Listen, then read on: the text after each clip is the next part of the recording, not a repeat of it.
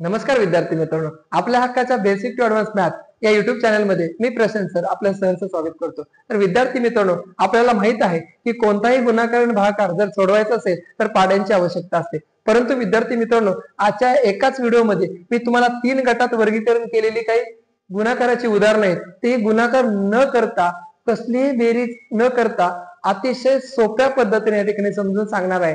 तुम्ही शेवटपर्यंत या ठिकाणी हा व्हिडिओ कसलाही स्किप न करता पहा, म्हणजे तुम्हाला ही ट्रिक अगदी सोपी वाटेल आणि करावीशी वाटेल। तत्पूर्वी जर तुम्ही या चॅनलला नवीन असाल तर या व्हिडिओला लाईक करा, जास्तीत जास्त विद्यार्थ्यांपर्यंत शेअर करा, सबस्क्राईब करा आणि बेल आयकॉनचं बटन देखील प्रेस करा, म्हणजेच गणिताच्या नवीन ट्रिक्स या ठिकाणी तुम्हाला त्याची नोटिफिकेशन सर्वात अगोदर पाहता येईल। तर विद्यार्थी मित्रांनो, पहिल्या वर्गीकरणातील काही उदाहरणे समजून घेऊया। आता पहिल्या वर्गीकरणामध्ये बघितलं तर तुम्हाला 15, 155 आणि 1555 अशा संख्येना 5 ने गुणायचं। तेही गुणाकार न करता, कसलाही पाडा न म्हणता। पहा मग काय करायचं, सुरुवातीला 5 ने गुणतोय म्हणून एकक स्थानी 5 अंक उत्तराच्या शेवटी लिहायचा। त्यानंतर आपल्या संख्येमध्ये जितके 5 आहे विद्यार्थी मित्रांनो, तितके 7 आपल्याला लिहायला विसरायचं नाही। म्हणजे दिलेल्या गणितामध्ये 15 या संख्येमध्ये एकच 5 आहे म्हणून एकच 7 या 5च्या डाव्या बाजूला लिहा, म्हणजे तुम्हाला तुमचं उत्तर मिळणार आहे 15 गुणिले 5 बरोबर 75। त्यानंतर दुसरं उदाहरण पाहूया। दुसऱ्या उदाहरणामध्ये 5 नेच गुणायचे, म्हणजे एकक स्थानी 5 अंक लिहा। आता मोजा, दिलेल्या संख्येमध्ये एक सोबत किती 5 आलेले आहेत, 1 2 म्हणजे 2 आलेले आहेत, म्हणून या ठिकाणी 2 7 लिहा, म्हणजे 155 गुणिले 5 या प्रश्नाचं उत्तर तुम्हाला मिळतं 775। त्यानंतर तिसरं उदाहरण आपण पाहूया। 1555 गुणिले 5 म्हणून एकक स्थानी 5 अंक लिहा आणि 5 मोजा किती वेळेस आलेत, 1 2 3 3 वेळा आलेत, म्हणून 3 वेळा 7 लिहा। तर विद्यार्थी मित्रांनो, 1555 गुणिले 5 या संख्येचं उत्तर आपल्याला मिळतं 7775। तर विद्यार्थी मित्रांनो, दुसऱ्या गटातील काही उदाहरणं आपण पाहूया। आता दुसऱ्या गटामध्ये जर पाहिलं तर 16 गुणिले 4 166 गुणिले 4 1666 गुणिले 4 म्हणजे प्रत्येक संख्येला 4 ने गुणण्याची ट्रिक आपण समजून घेणार आहोत।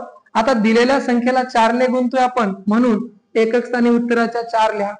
त्यानंतर आपल्या संख्येमध्ये पाहायचंय आपल्याला 6 किती वेळेस दिसतात।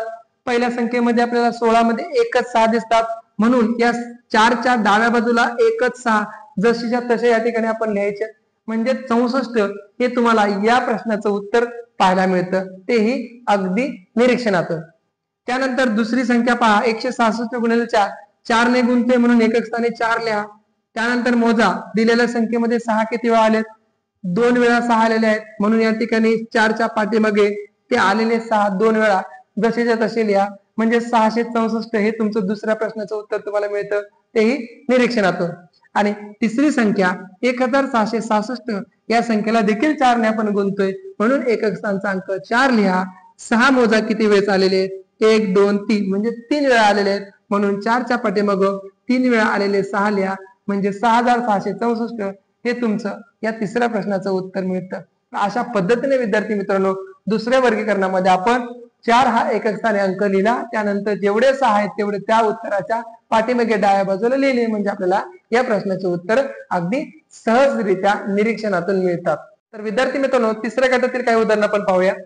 आता 19 गुणिले 5 199 गुणिले 5 1999 गुणिले 5 ही तिसऱ्या गटातील उदाहरणे फक्त निरीक्षणातून आपण सोडवणार आहोत।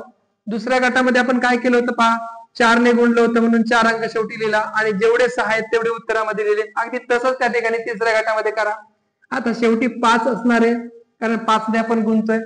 नंतर किती 9 आहेत मोजा, या ठिकाणी एकच आहे, म्हणून उत्तरामध्ये 5च्या डाव्या बाजूला एकच 9 लिहा, म्हणजे त्या ठिकाणी 95 हे तुमचं पहिल्या प्रश्नाचं उत्तर येतं, 19 5 95।